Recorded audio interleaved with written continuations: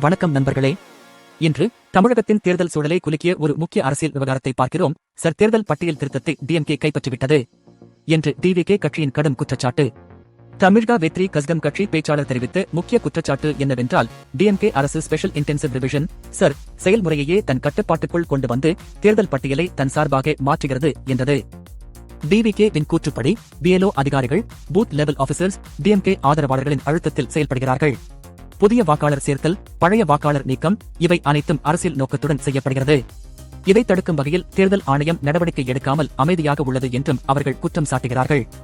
அதைத் தொடர்ந்து டிவிகே அறிவிப்பு, எதிர்வரும் நாட்களில் மாநிலம் முழுவதும் பெரிய அளவிலான போராட்டம். முறையில் நடைபெறும் குழப்பத்தை கண்டித்தும் தெளிவான மற்றும் வெளிப்படையான வாக்காளர் பட்டியலை கோரியும் கட்சி தரப்பிலிருந்து தொடர் போராட்டங்கள் நடக்கப் போகின்றன. இந்த விவகாரம் அரசியல் ரீதியாக பெரிய தாக்கத்தை உருவாக்கும் வகையில் வேகமாக பரவி வருகிறது.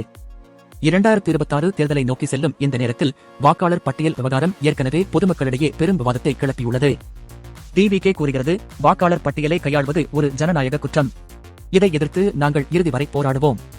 நண்பர்களே, இந்த விவகாரம் தமிழக அரசியலில் பெரிய திருப்பமாக மாறுமா? டிஎம்கே டிவிகே மோதல் அடுத்து எந்த நிலைக்கு செல்லும்?